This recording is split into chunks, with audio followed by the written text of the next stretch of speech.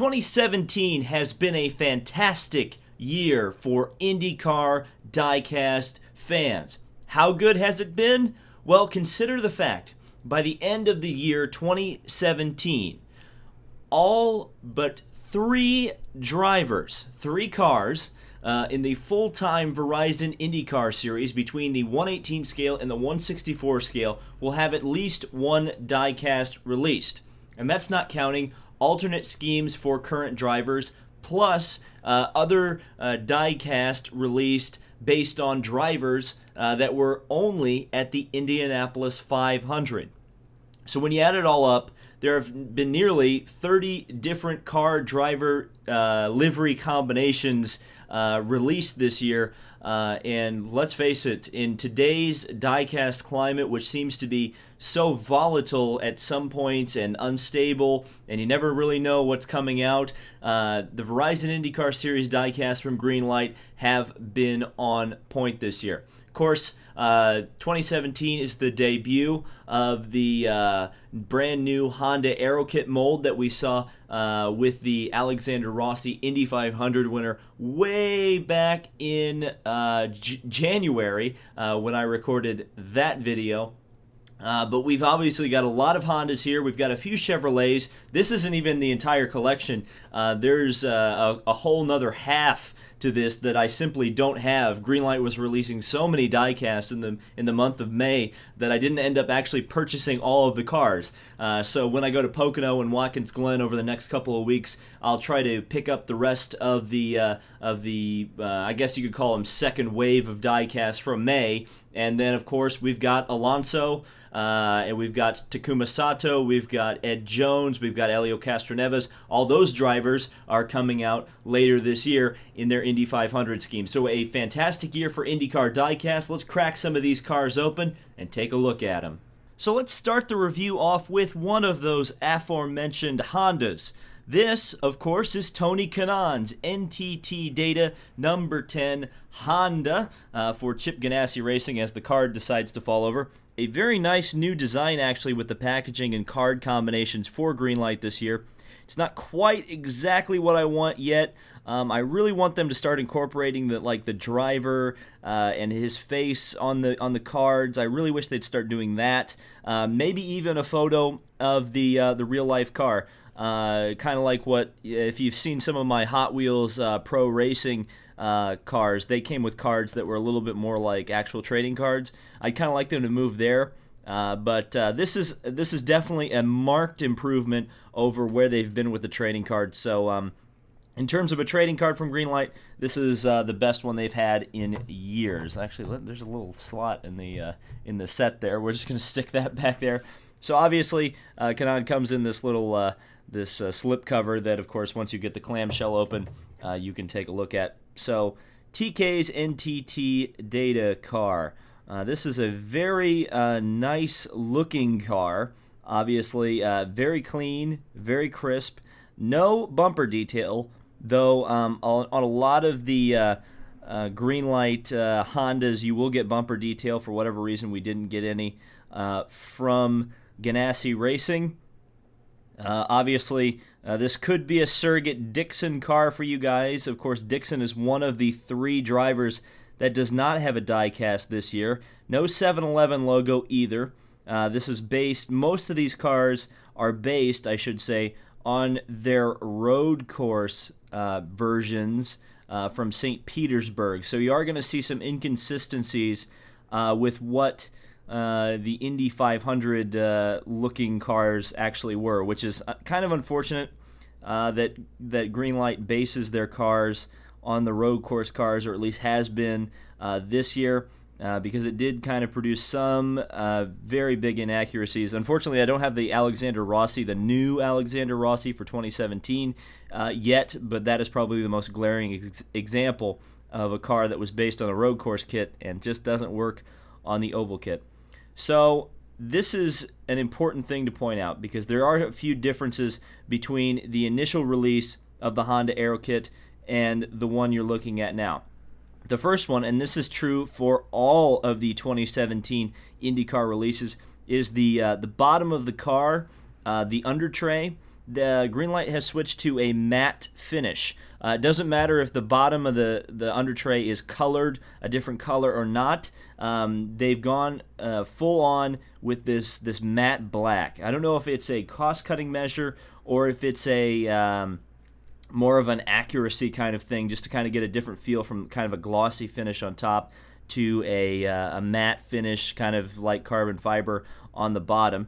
Another change, and this is one we saw with the Chevrolets last year, is that they've gone to plastic rear bumpers and rear wing. Now what that has done is there's actually now a two-part rear wing. You may notice the rabbit ears and the rear wing assembly are actually a separate piece. You can just see a little bit of a space in between the rabbit ears and the bumpers. So theoretically, you could probably do pretty easy customs where you can take that rabbit ear off now because it's not attached to the bumper and it's no longer metal.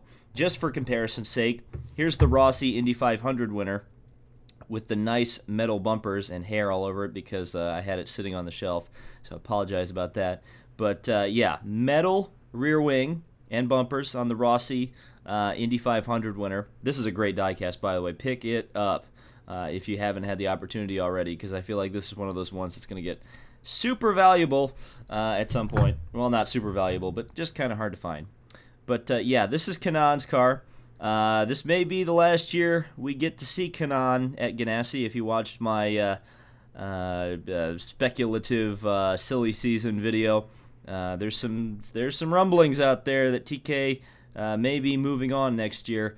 So maybe the last time to get him. Of course, we got the Chevrolet last year, got the Honda this year. That'd be kind of a cool display. Unfortunately, I don't have the Chevy handy at the moment, but yeah, it's a nice scheme. Obviously, Greenlight knocked it out of the freaking ballpark with the Honda Aero kit. So let's move on to another car and see what else is in store for the 2017 Greenlight IndyCars. Now we move on to what I consider my most anticipated diecast, probably across the board of 2017. This is Simon Pagenaud's #1 Menards Chevrolet from Team Penske, obviously. Now, if you guys have paid attention to the channel, we're here in Indy 500 month. You already saw that I bought this car in 1/18 scale, reviewed it for the channel, but obviously 1/64 scale. There's a lot of nostalgia for me with these Menard Indy cars in the 1/64 scale. I had them when Racing Champions did, like Tony Stewart's car when he raced in the IRL. Good stuff. And this is no exception. Obviously, here's the trading card. It actually got bent a little bit in the packaging, unfortunately. It just kind of slipped for whatever reason, but there you go.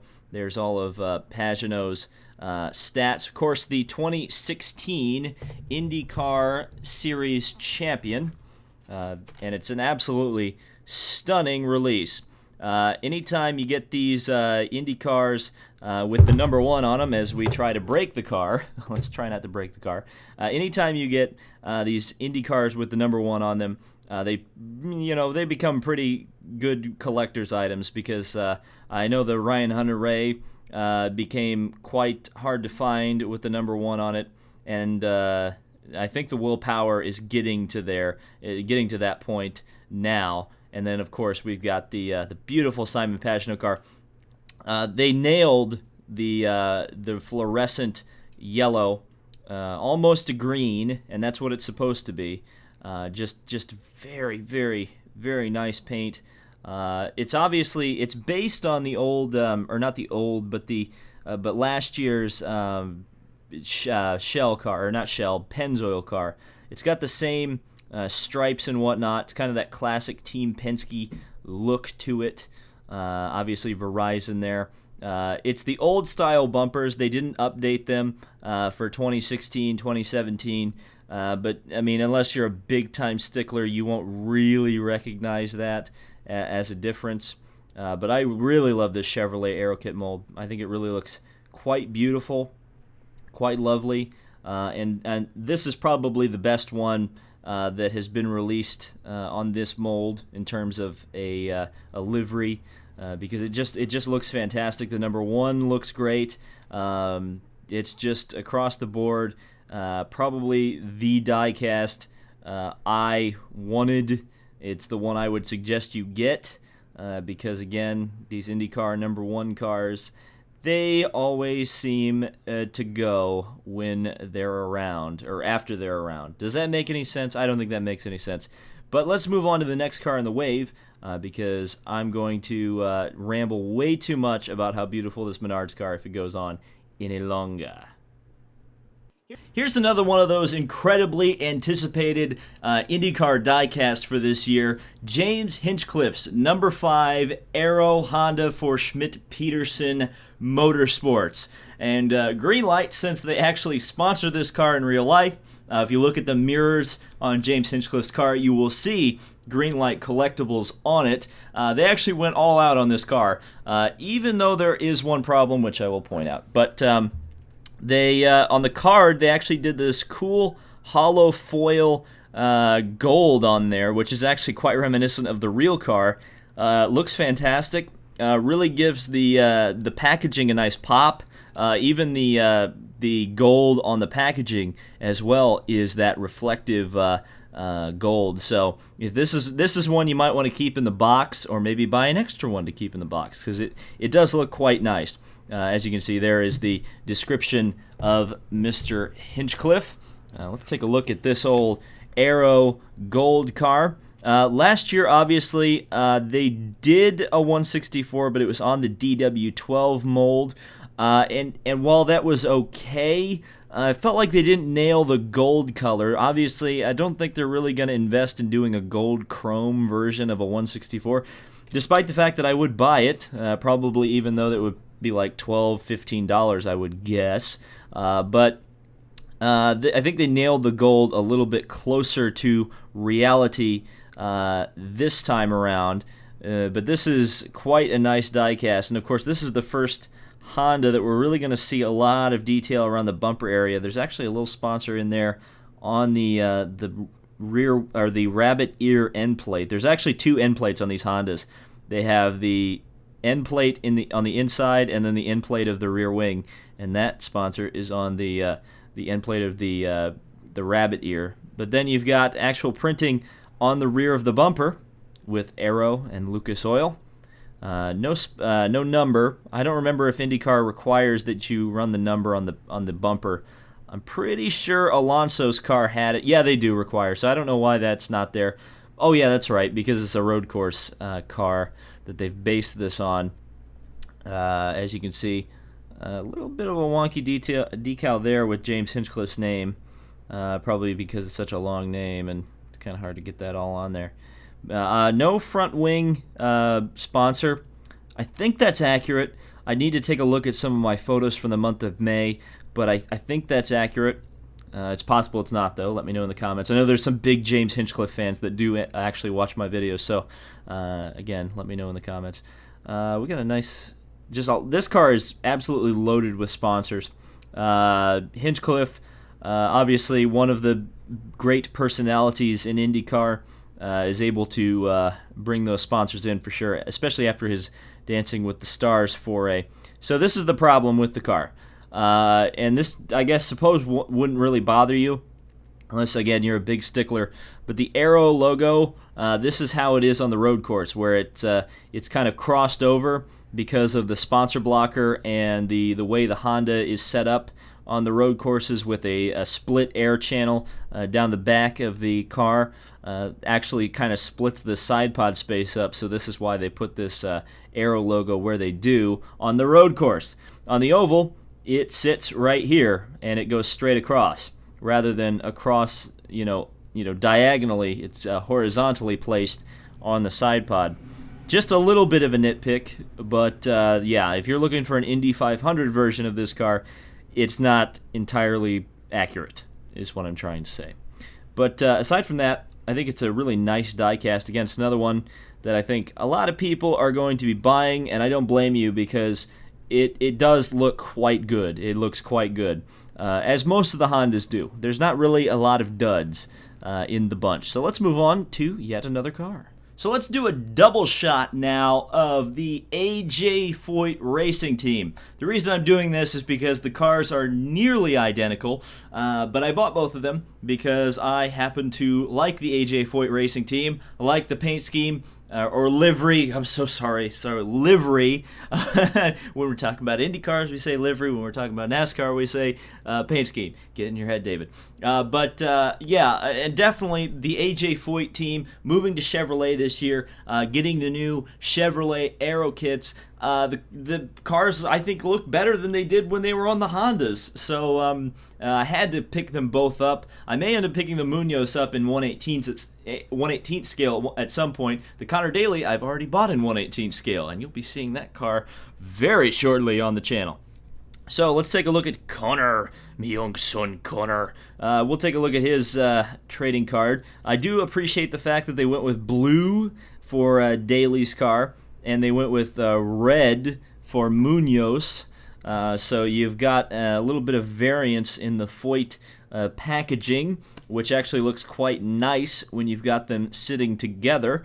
That's what I actually did. If you'll remember my Indy 500 starting grid, the number plate I put behind the number, I always choose a color from the car to put on the number plate behind the number for the driver. And for Daly, I think I went with red, and for Munoz, I went with blue. Greenlight went differently on that, but at the same time, we ended up at the same conclusion that you can swap the colors on the AJ Foyt cars and kind of maintain the same idea. So Conor Daly. This is our first Conor Daly diecast. This we have not gotten, as far as I'm aware, another one. This is a return for Daly to the AJ Foyt team. He actually made his IndyCar debut racing for them at the 2013 Indy 500. A lot of people forget that because, of course, it was the AJ Foyt 41 car, and that car was never competitive. This is actually a team that's based in Indianapolis now. The 14 car is based in Texas. So, yeah, there's a lot of fun stuff, fun information about that. This is another car based on the road course kit, which is why you kind of see this French flag looking thing. Don't tell that to AJ. I don't think AJ would appreciate the fact that I'm making a French flag comparison on his bumper. But yeah, on the real car, this was, I think, mostly white with a little bit of blue. And then, of course, the rest of the car, pretty much the same because the Chevrolet aero kit shares a lot of the similar features between the oval and road course versions.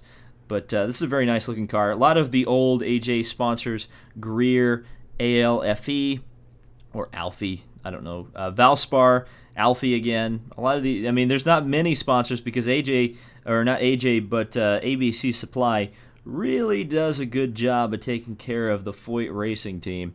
Let's take a look at Munoz's car real quick.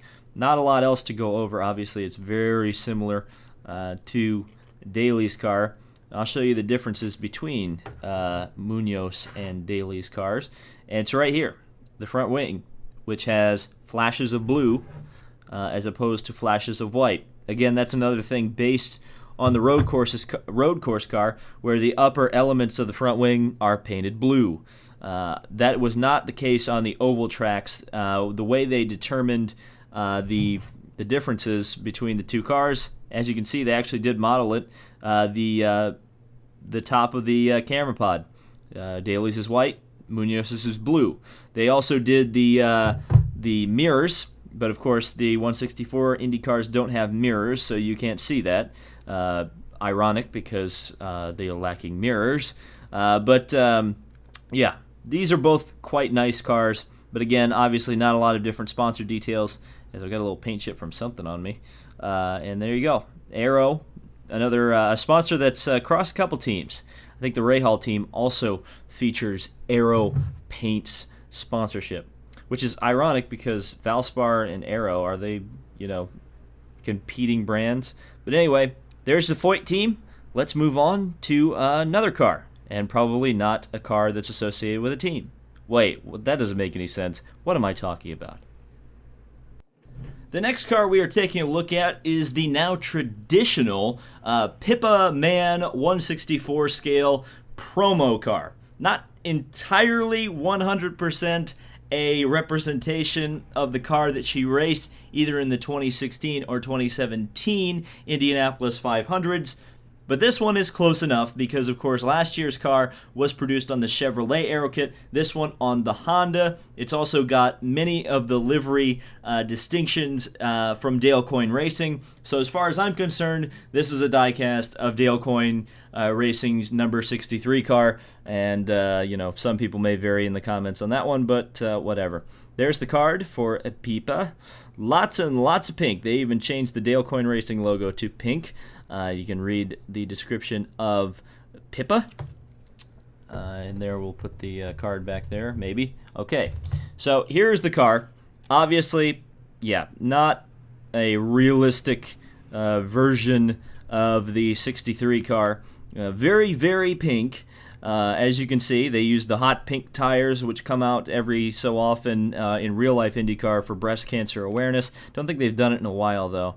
And, of course, it's on the oval Honda aero kit. Now, what's interesting about this car, real quick to talk about the molding, this car has the metal bumpers and the metal wing, like the Rossi car. It's not plastic. This is one of the two cars that you can get with the metal bumper pods and rear wing. So that's an interesting thing to point out. And I think it's just because this car was the second Honda aero kit car to be released. First was the Rossi, and then was the Pippa. But outside of that, from some angles it looks realistic, and from others it does not. Obviously, this is usually one of the better sellers in terms of die-cast cars that are produced because all the little girls and some of the little boys like their pink cars. So that's where there's always a big demand. I always see Pippa retweeting lots and lots of people that are saying, "Oh, thank you so much for releasing a die-cast," So it's pretty cool. It's nice that they have some diversity in the ranks, I suppose, with a different gendered driver. Obviously, we don't have a full-time woman driver, but at some point, I'm sure we'll end up getting one.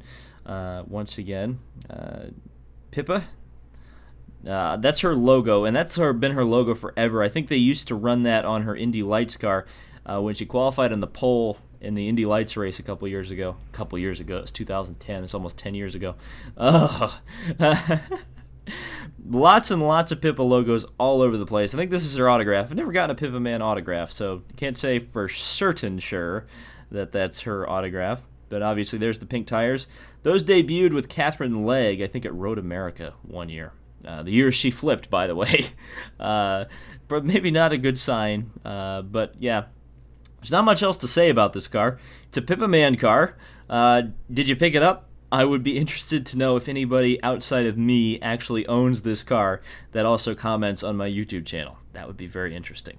Keeping with the theme of Coyne Racing, let's talk about maybe the most shocking diecast release of this year. Sebastien Bourdais' Coyne Racing number 18.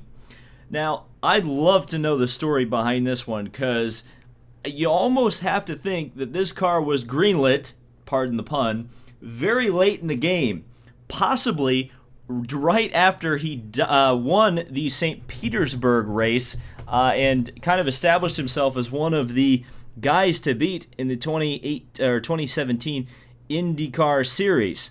Now, of course, we know how this story ended, and it wasn't particularly the greatest one. A big crash at the qualifying for the Indianapolis 500. And it was a real shame because Bourdais was one of the fastest drivers that month of May. It just didn't work out. Of course, this car has been driven by James Davison, Tristan Vautier, or Vautier as normal people call him, and most recently Esteban Gutierrez of F1 fame. Bourdais will be back in the seat, possibly at Watkins Glen. Coyne is going to run a third car for him at Watkins Glen and Sonoma, but not on the ovals at Pocono and Gateway, unfortunately, because I'd like to see an extra car at Pocono, selfishly. This is just a weird diecast. It's one of those things that's like, what on earth happened here? Because they made it. They made this generic Dale Coyne racing car. I mean, those of you who do the stop motions and those of you who like to, you young people who like to play with their cars, this will probably last you a while because Dale Coyne always seems to have at least one car with lacking sponsorship or low sponsorship on the grid. So, this is a fantastic release. Little bit of weird paint decaling there. It's like they dunked the wings in black paint, but whatever. Obviously, it's got the signature Dale Coyne livery to it with the just white body, all the aero kit parts painted black, and then the flashes of red, or in the 19 cars case, blue. There is the bumper pod with the 18 on there. Dale Coyne Racing, of course, with the 18 in the proper place. Interesting to note, there's a Bourdais logo on the rear wing. Kind of wish they would have gotten some of the Geico sponsorship on here, even though Geico became the primary for the Indy 500 all the way past St. Pete. In fact, they picked up the sponsorship the morning of St. Pete. Geico was on the engine cover and has been, I believe, the entire season, even past the point where the other drivers have taken over it. I'll have to, again, confirm that when we get to Pocono, but again. So there are some sponsors on this car. IN Steel for at least one of them. Don't know what that little curly Q logo is. And our Aurora. Now that reminds me of the old Oldsmobile Aurora engines in IndyCar. Ooh, remember that, kids? No, you don't, probably. Most of you probably weren't even born when Oldsmobile was racing in IndyCar. I feel old. This is you know what? Pick this freaking car up. I love this thing. It is maybe one of my favorite releases of this year because it's just so bloody obscure, and yet they managed to make it. So, fantastic. Good on you, Greenlight. Really, really knocking it out of the park with the obscure cars this year. I appreciate the obscure cars. Speaking of obscure, the car you're looking at is supposed to be an H.H. Gregg diecast. In fact, the boxes it shipped in from Greenlight to the Indianapolis Motor Speedway said H.H. Gregg Marco Andretti on them. Does that look like an H.H. Gregg car to you? No, it doesn't. This is maybe the most interesting diecast story of the year for IndyCar, despite the fact that they made a really random Bourdais car. This was supposed to be an H.H. Gregg car. There was, I believe, at least a rendering shown. But there was never a prototype shown as far as I'm aware. But then H.H. Gregg went out of business after the first IndyCar race. Like literally after the first IndyCar race, like days after, when Marco had run that car with that paint scheme or livery at St. Pete. So that really put the Andretti Autosport team in a tight spot. Well, for the second race of the season, United Fiber and Data came on as a kind of a patchwork sponsorship that covered a few races that H.H. Gregg had left poor Andretti Autosport in the dust with. So what ended up happening is we got a United Fiber and Data 164, and I still do not know how this is even possible. But they knocked this car together very, very quickly, and here it is. This, I believe, came out the Monday or Tuesday before the Indy 500. We were like the Diecast A-team. We jumped out of bed and ran to the or not out of bed, but we were hanging out the hotel room, and it was like, oh my God, it's out, and we were like out and running towards or driving very, very safely to the Indianapolis Motor Speedway to pick this car up. But yeah, it is a very nice diecast, all things considered. When you think about how much probably effort it took to get this car made very quickly. It is very reminiscent of the James Hinchcliffe car that was released a couple years ago from Greenlight. But this one, obviously, it's a Marco car. You can tell it's a Marco car because it's got Oberto beef jerky on it. I think this car, it didn't run at, what was the first, was it the first race? I think was Long Beach that this ran, actually. So I guess this is based on the Long Beach car. There's all sorts of sponsors all over it that you've never heard of. Lendium, anybody heard of that? Karuna, nope. Delivriva, nope. Anybody heard of those? Let me know in the comments if you've heard of them. But yeah, it's a really nice car. I think this may end up running at Pocono this year. It obviously ran in the Indy 500. In fact, this may be the best example of an Andretti Autosport car from this year. We'll see how the Alonso turns out and the Takuma Sato. But the other two Andretti cars that have been released so far have not been that great, I have to say. We'll take a look at those in a later video. But this is the only Andretti Autosport car I have so far. And there is some, Marco, to his credit, has some big sponsors on here. So that's the reason for all of you people who are asking, well, why does Marco keep racing? Well, he keeps getting sponsorship. His name still sells, folks. And I'm hoping we see Marco improve at some point because, I like Marco. I've always kind of liked Marco. I'd like to see him perform well. But at the moment, buy his diecast because Andretti Autosport apparently needs the cash.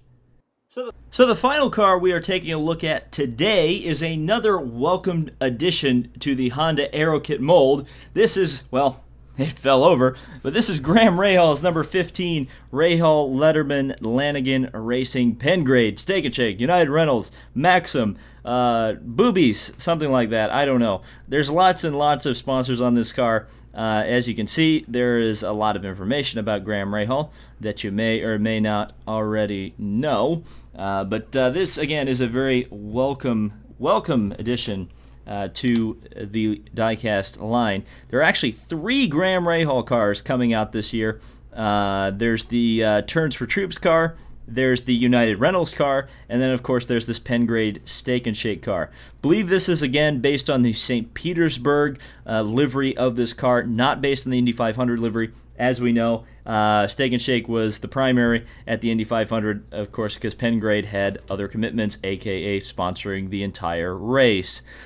So My Jack, obviously, if you didn't already know, that's owned by the Lanigan in Rahal Letterman Lanigan, but this car is absolutely spattered with sponsors. It's like somebody spilled a Steak and Shake milkshake with the like the crumblies in it, and the crumblies got everywhere. That's what the sponsors are like on this car. Was that an obscure enough, crazy reference for you guys?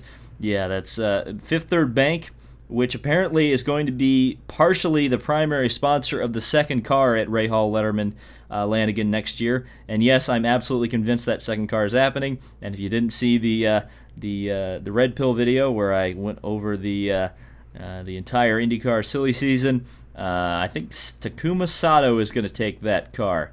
But let's take a look at the top of the bumper here, where we've got Bobby Rahal Automotive Group, Steak and Shake, and Tran Systems. Those sponsors have all been around for Tran Systems has been around for quite a while. Really cool detail on this car, and I think it's the only car that I've noticed that has this, is it has the little onboard camera stickers for the rear wing camera, like that, kind of. If I can kind of get that going there. World of Hyatt, Steak and Shake. So Graham Rahal's got more kind of like big corporate sponsors that even Marco Andretti has in terms of brand recognition and actually knowing what the things are. I would say Rahal's maybe the most blue collar sponsorship package in the entire series. From just a perspective of you can go out and buy the stuff that's on his car. Scott Dixon used to have that title when Target sponsored him, but that is now gone away. So the blue-collar hero of IndyCar is a rich second-generation IndyCar driver. Oh, dear. That is not a good comparison, but whatever. This is a fantastic car, and I think Graham is doing an exceptional job on a one-car team.